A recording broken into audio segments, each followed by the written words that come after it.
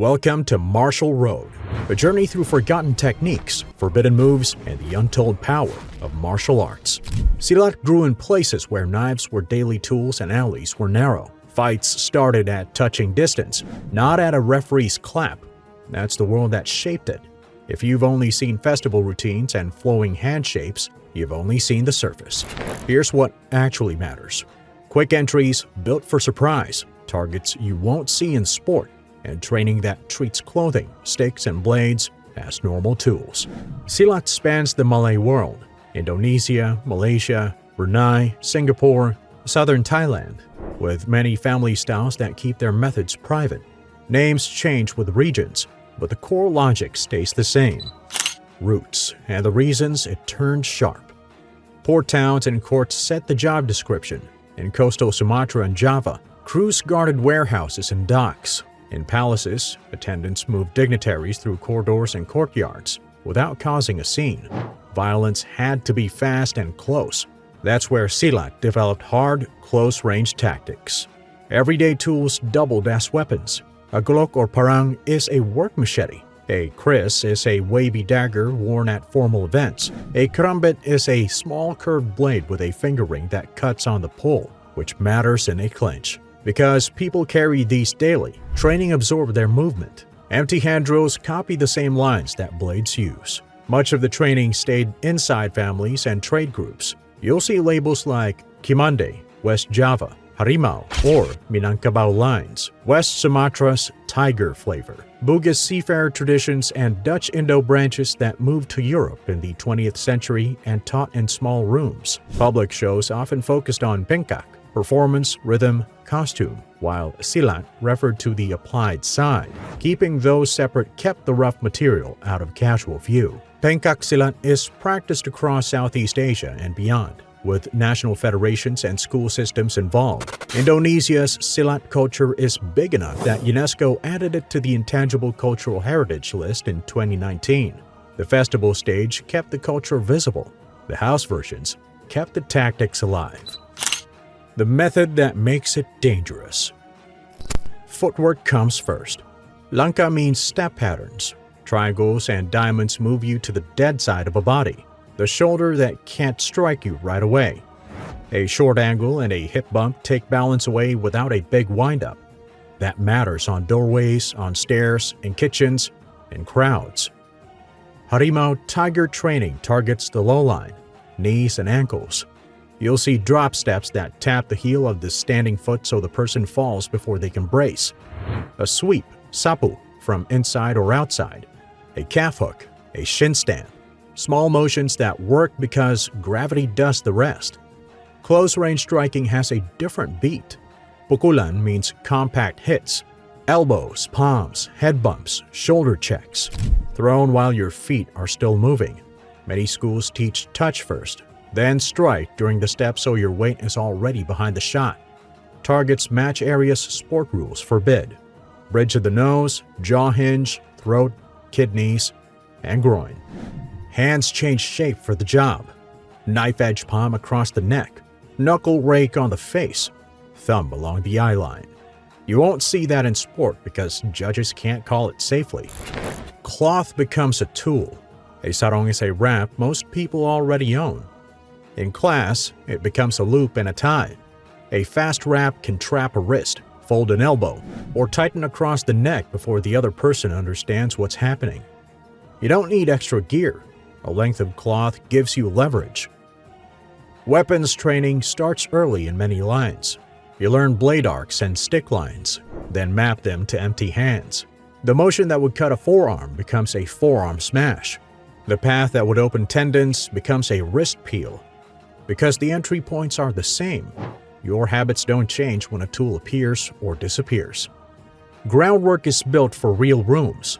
Harimau players work near the floor, using scissor legs to topple posture while attacking ankles, groin, or the kidney area. It fits tile, dirt, and tight corners. There's no focus on riding time, only fast finishes and getting back up. Pressure and proof. You can measure an art by where it's trusted. In Indonesia, elite military and police units. Kapassus and Brimob among them. Drill Silat for close quarters. Training days there feel like hallway problems. One hand already on your collar, one hand already on a knife, and maybe a second person entering from the side. When Silat entered modern sport, the rules trimmed it hard. At the 2018 Asian Games in Jakarta, Pencak Silat returned as a medal event, and Indonesia dominated the podiums. The sparring format used body protectors and judges.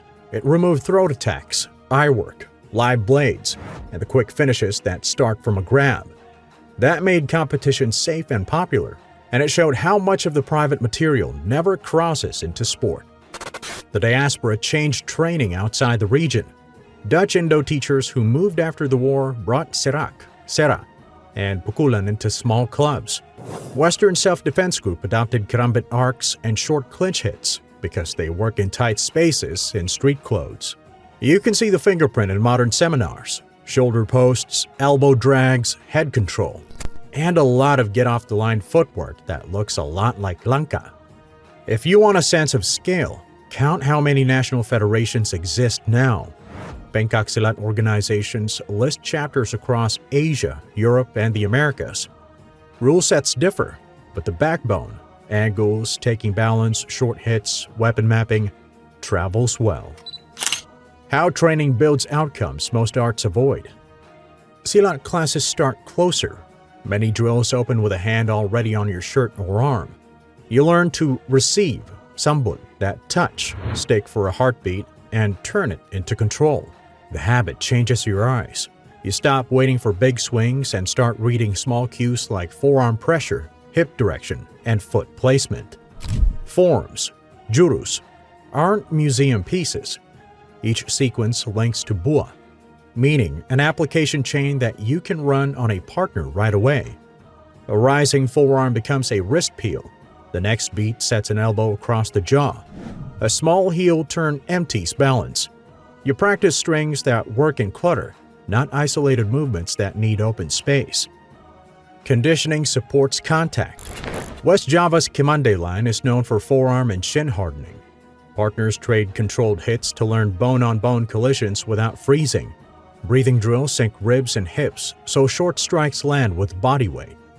The bruises have a purpose: learning timing and pressure. Simple tools show up on day one. A sash, belt, or sarong becomes a loop for wrist control, an elbow lever, or a fast tie behind the back. In areas where knives are common, wooden trainers come out early. Students learn cutting lines, covers, and returns, so empty hand motions follow the same map. Ground training stays practical. Harimau practice builds mobility near the floor. Legs topple the base. Hands keep working. The finish comes fast so you can stand right away. You do not chase positions. You end the danger and leave. One more cultural piece explains the tone in serious schools.